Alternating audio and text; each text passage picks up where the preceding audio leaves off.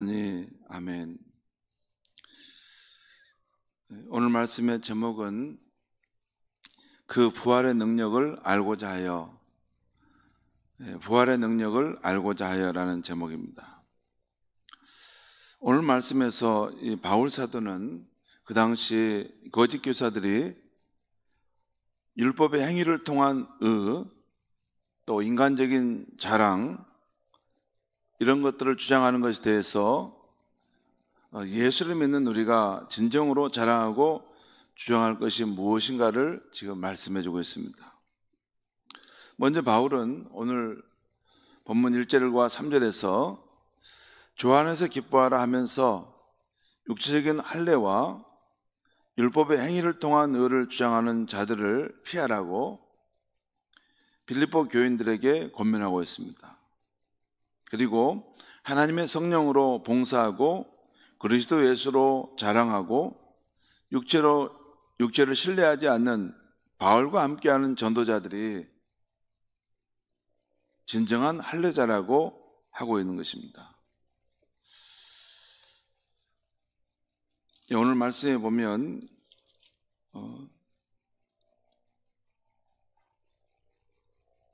거기 2절 끝에 보면 이런 말이 나오죠. 개들을 삼가고 행악하는 자들을 삼가고 몸을 상해하는 일을 삼가라. 몸을 상해하는 그런 일은 할례를 행하는 것을 말합니다. 전체 문맥 속에서 지금 할례를 행하는 것을 말해요. 그래서 지금 4절에서도 그 4절에서도 3절이죠. 3절에서도 하나님의 성령으로 봉사하고 그리스도 예수로 자랑하는 우리가 바로 진정한 할례파다라는 것을 대조적으로 말하고 있는 거죠. 그 당시 지금 바울이 복음을 전할 때는 이게 구약과 신약의 이런 상황이 넘어오는 상황이었고, 또 이게 구약에서 말하는 그런 신앙에 올린 할례 이런 거, 그 하나님의 택한 백성이라는 이런 증표로서 할례, 하나님의 아브라함을 택하시고 또 그 증표로서 할례를 행하라고 말씀하지 않습니까?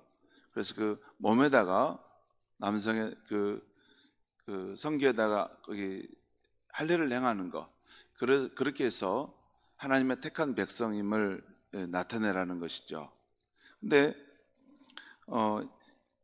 이것이 그 뜻과 의미에 있었는데 그 당시 유대인들은 아무튼 그 할례를 행하면 하나님의 택한 백성이고 이제는 구원받은 백성이다, 뭐 이런 식으로 생각하는 그런 사람들이었습니다. 그래서 바울이 그런 가짜 할례 말고 진짜 할례, 바로 하나님의 성령으로 봉사하고 그리스도 예수로 자랑하고 육체를 신뢰하지 않는 바로 그런 것이 진짜 할례다라는 것을 말씀하고 있는 것이에요.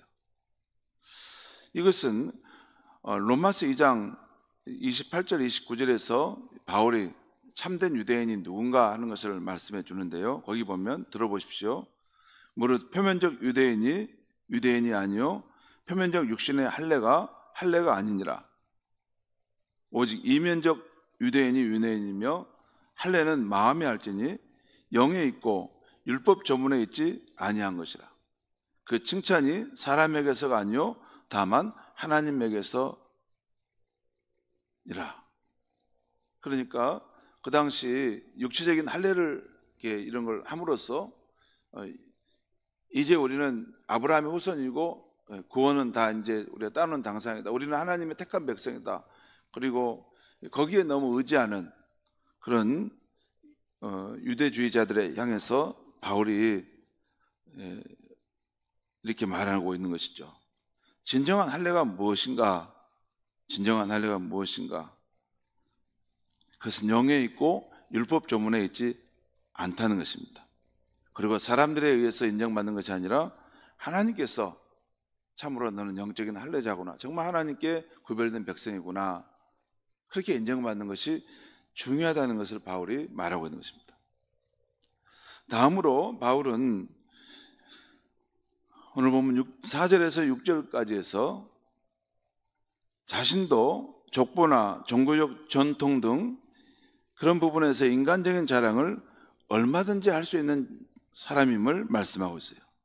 4절과 6절 말씀 보겠습니다.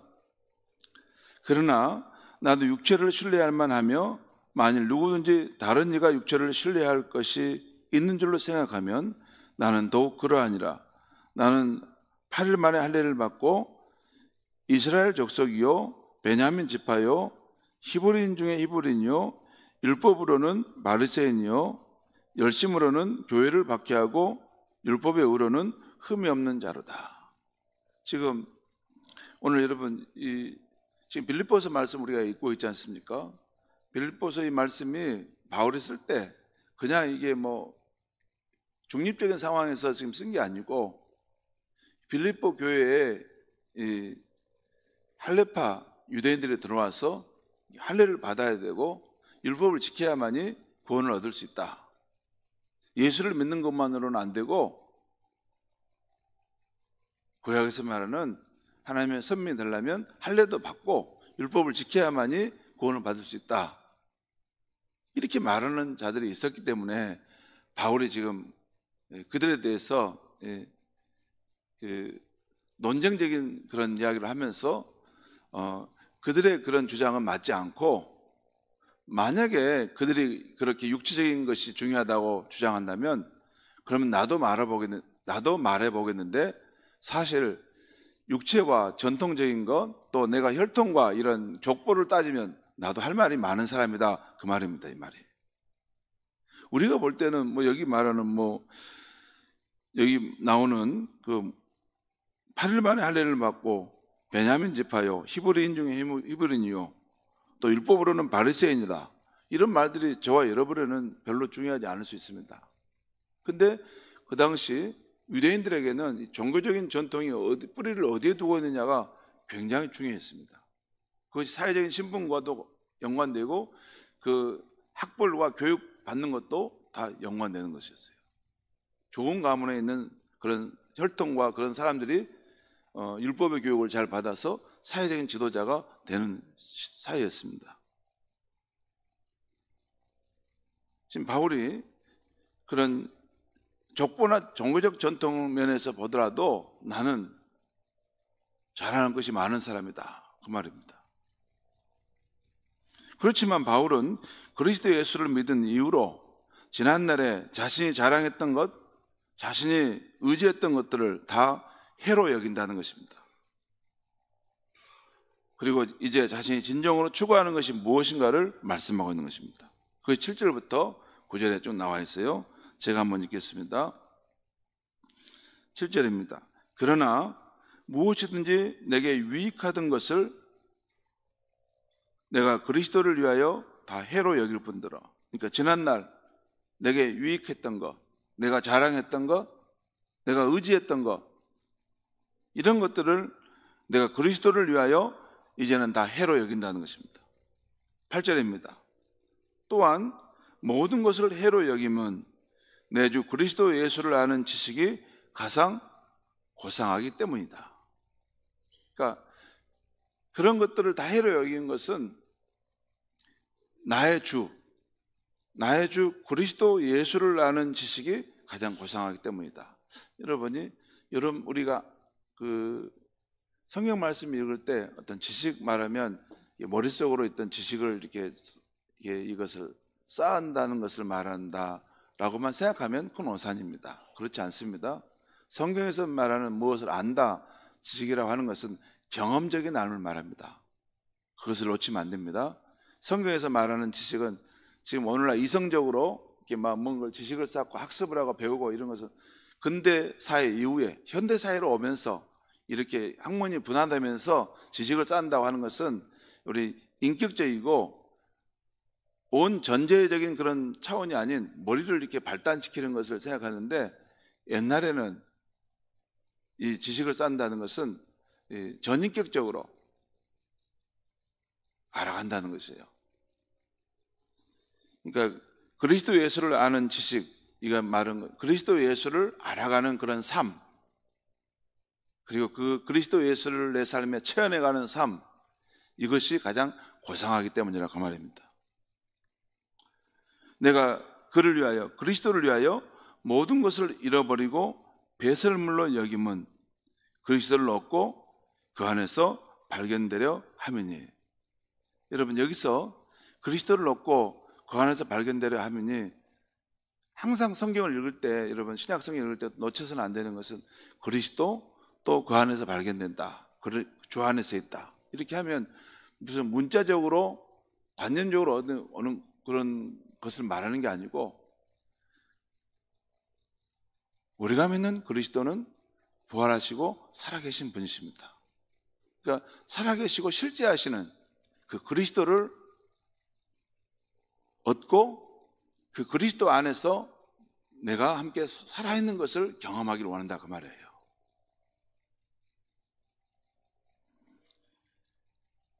구절에 그 안에서 발견되려 함이니, 그 다음에 보겠습니다. 내가 가진 은은 율법에서 나는 것이 아니요 오직 그리스도를 믿음으로 말미암은 것이니 곧 믿음으로 하나님께로부터 나느라. 여러분, 여기서 바울이 가진 그 자기의 의롭다함은 율법에서 난 것이 아니다라는 말은 율법을 행함으로써 그렇게 얻게 되는 의를 말하는 게 아니라는 거예요. 그 구약의 율법 말씀이 있죠. 구약 율법의 말씀을 이렇게 행함으로써 하나님께 얻게 되는 그 의가 아니고, 오직 예수 그리스도를 믿음으로 말미암은 의라는 것이에요. 그것은 하나님께서 은혜로 주신 선물을 말하는 것입니다. 오직 예수 그리스도를 믿을 때 하나님이 보내신 구원자 예수를 내가 믿음으로 받아들일 때 하나님이 은혜로 주시는 그 의를 말하는 것이에요. 그것을 나는 내가 원하는 것이다 라는 것이죠. 여러분, 그리고 또 하나 중요한 것은 여러분 또 한번 생각하셔야 됩니다. 이게 하나님 앞에서의 의라고 할 때 이 의는, 이것은 어떤 그 의는 그냥 내가 좀 의롭다라는 그런 차원이 아니고, 이게 이 사람과 비교했을 때 너는 의로운 사람이다 이런 걸 말하는 게 아니고, 하나님 앞에서의 의라는 것은 하나님과 관계에서 의로운 모습을 갖고 있다는 것입니다. 여러분, 이 성경에서 하나님 앞에서 의를 말한다는 것은 중요한, 하나님과의 관계에서 올바른 관계였느냐 여부에 의해서 결정되는 것이에요.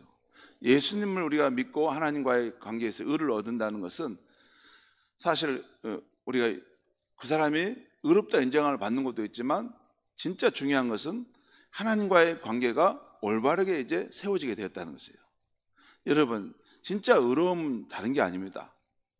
사람들은, 우리는 생각할 때 의로움은 착하고 또 봉사 잘하고 또 뭐 이렇게 기도하고 뭐 이렇게 사람들이 볼 때 이런 것을 의로움이라고 생각하고, 또 좀, 그런데 진짜 의는 하나님과의 관계에서 그가 의로운 자로 서 있느냐 하는 것이에요.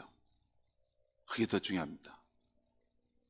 그 다음에 불의하다는 것은 뭐 이게 그다음 나쁜 말을 하고 또 나쁜 행동을 하고 이런 것도 있지만, 더 중요한 것은, 가장 하나님이 중요하게 생각하는 것은 하나님과의 관계에서, 하나님은 창조자고 우리는 피조물임을 인정하고, 하나님 우리의 삶의 주인이심을 인정하고, 우리는 그의 뜻을 따르는 백성임을 인정하는 삶의 태도를 갖고 있느냐, 그게 올바른 의의 모습입니다. 여러분, 그것이 정립이 안 되면 어렵습니다. 왜냐하면 잘못하면 여기 법 없이도 살겠다, 저 사람 착한 사람이다, 저 사람 선한 사람이다, 저런 사람은 예수 안 믿어도 천국 가겠네, 그렇게 생각할 수 있어요. 그렇지 않습니다. 제일 중요한 것은, 여러분, 창조주 하나님, 이 만물의 주가 되시는 그 하나님을 인정하고, 그분의 그런 인정하고 그분의 뜻을 따라서 살아가려고 하는 그 삶의 모습이 그가 의로운 삶의 모습인 것입니다. 그것이 제일 중요합니다. 그걸 떠나면 그건 이미 하나님 관계없이 자기 나름의 의를 따라서 가고 있는 것입니다. 그래서 예수 그리스도를 믿는다는 것이 왜 하나님 앞에 의가 된다 하는 것은 이해가 되죠.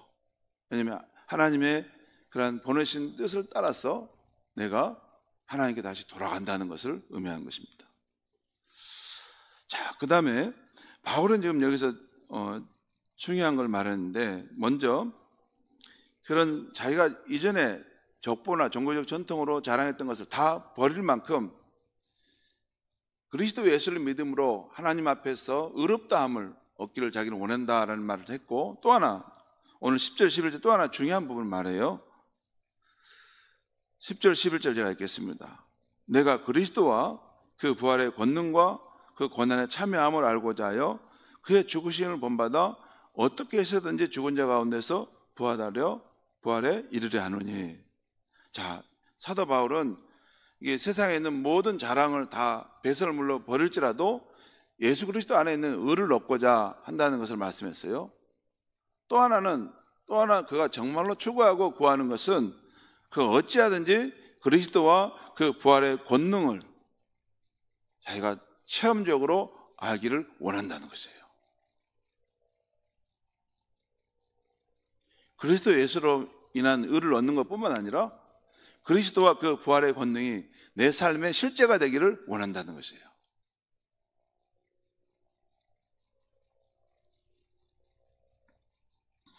여러분, 여기 그 표준 세번역에 보면 오늘 10절과 11절 말씀을 이렇게 표현하고 있어요. 들어보세요. 내가 바라는 것은 그리스도를 알고 그분의 부활의 능력을 깨닫고 그분의 고난에 동참하여 그의 죽으심을 본받는 것입니다. 그리하여 나는 어떻게 해서든지 죽은 사람들 가운데서 살아나는 부활에 이르고 싶습니다.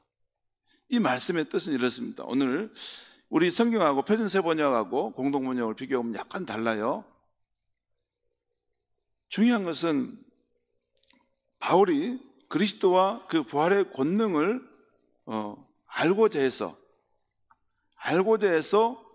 그리스도의 고난에 동참하여 그의 죽음에 이르는 것을 내가 본받기를 원한다는 것이에요. 그리고 그렇게 하는 것은 어찌하든지 내가 죽은 자들 가운데서 다시 살아나는 부활을 알기 원하고 이르기 원한다는 것입니다. 여러분, 여기서 바울 사도가 그리스도와 그의 부활의 권능을 알고자 하여 그 고난에 동참하여 그의 죽음을 본받는다는 말씀하고 있어요. 여러분, 이 부분이 사실 좀 어렵습니다. 어렵지만 아침에 꼭 잠깐 말씀드리고 싶어요. 이걸 알아야만이 더 깊은 신앙의 경지로 갈 수 있기 때문에. 여러분, 왜 바울은 이 그리스도와 그의 부활의 권능을 알고자 하여 그리스도의 고난에 동참하여 그의 죽음을 본받으려고 하는 것입니까? 그 이유가 무엇입니까? 그 고난과 죽음을 통해서 그리스도의 부활의 능력이 내 삶의 실제가 되어지는 것이기 때문입니다. 갈라디아서 2장 20절에 보면 내가 그리스도와 함께 십자가에 못 박혔나니 그런즉 이제는 내가 사는 것이 아니요 오직 내 안에 그리스도께서 사신 것이다. 신자의 삶의 실제는 그리스도께서 내 안에 사신다는 것입니다. 내가 사는 것이 아니라. 그리고 그것을 위해서 나는 그리스도와 함께 십자가에 못 박혔다는 것입니다. 갈라디아서 5장 24절에 보면 그리스도 예수의 사람들, 저와 여러분과 같은 그리스도 예수를 믿는 사람들은 육체와 함께 그 정욕과 탐심을 십자가에 못 박았느니라, 이런 말씀이 있어요. 그러면 우리의 모습의 어떤 부분이 십자가에 못 박혔는가 하는 생각을 해볼 수 있죠. 못 박힌다. 또 빌립보서 1장 20절 21절에 보면 내 간절한 기대와 소망을 따라 아무 일에든지 부끄러워하지 아니하고 지금도 전과 같이 온전히 담대하여 살든지 죽든지 내 몸에서 그리스도가 존귀하게 되게 하려 하나니 이는 내게 사는 것이 그리스도다. 성도 여러분, 이 말씀이 이해됐으면 좋겠습니다. 우리가 예수를 믿고 영접하게 되면 우리 안에 옛사람의 자아와 새사람의 자아가 공존하게 됩니다. 그리고 새 사람의 자아가 자라나게 됩니다. 그런데 이것은 옛사람의 자아가 죽어지는 것만큼 새 사람의 자아, 곧 그리스도의 본성, 예수님의 생명이 우리 안에서 실제가 되어지는 것입니다. 그렇게 해서 그리스도의 생명이 내 안에 실제가 되어지는 것이 우리 신앙생활의 목표인 것입니다. 그리고 이것은 평생 동안 진행되어 가는 과정입니다. 그리고 우리의 생애 속에서 우리가 겪게 되는 그 고난을 통해서 내 옛사람의 자아가 죽어지면서 그리스도의 생명이 내 안에 실제로 살아나게 되는 것입니다. 그러면서 우리 안에 점점 더 그리스도의 형상이 나타나고 그리스도의 부활의 능력이 이루어지는 것입니다. 여러분, 이 부분은 우리 신앙의 여정에 더 깊은 경지로 들어갈 때 이루어지는 것이고, 요즘에 저는 이런 것들이 이제 중요한 상황이 되고는구나 하는 것을 경험해 가는데, 이것은 고난을 통해서 우리 자신이 그리스도의 십자가에 이렇게 못 박혀 죽는, 정말 옛사람의 자아가 철저하게 멸해지는 그 경험을 해가는 것인데요. 그러므로 해서 우리 안에 그리스도의 생명이 이렇게 살아나기 시작하는 것입니다. 역동적으로 살아나기 시작하는 것입니다. 그러면 그 사람이 작은 예수의 모습으로 살고 있는 것을 주변에 있는 사람들이 알게 되는 것입니다. 한 가지만 말씀드리면, 그러면 우리가 겪는 고난은 무엇인가? 우리가 십자가에 가서 달려서 못 박혀 죽여야 되는 거 아닙니다. 그것은 예수님께서 지금에 다 하셨기 때문에 그렇게 할 필요는 없고, 우리 실제의 삶 속에서 계속 그런 그리스도의 고난에 이렇게 상황으로 놓이게 되는데, 불합리하고 또 이해가 되지 않고 또 납득이 안 가는 그런 일을 당할 때, 그것이 우리 옛사람의 자아를 이렇게 소멸시켜가는 그런 과정이라는 것입니다. 그때 그것을 우리가 수용하게 되면 점점 그리스도의 생명이 우리 안에 실제로 드러나는 것입니다. 기도하겠습니다. 하나님 아버지, 오늘 이 아침에 사도 바울이 그가 자랑할 수 있었던 지난날의 모든 것을 다 배설물로 여길 만큼 그가 사랑하고 추구했던 것이 있었습니다. 그는 무엇보다도 그리스도와 그의 부활의 능력을 알고 싶어 했고, 그것을 얻을 수만 있다면 그리스도의 고난에 동참하고 그 죽음의 경지까지 나아갈지라도 결국 그 가운데 그리스도의 생명의 능력이 자기 안에 나타나기를 원한다는 말씀을 보았습니다. 하나님 아버지, 세월이 지나가면서 우리가 그리스도 예수를 따르는데 더 깊은 경지로 나아가게 하시고, 의롭다함을 얻는 것을 더 넘어서 그리스도의 생명이 우리 안에 실제가 되어지는 그런 삶을 살아가도록 도와주시옵소서. 예수님의 이름으로 기도합니다. 아멘.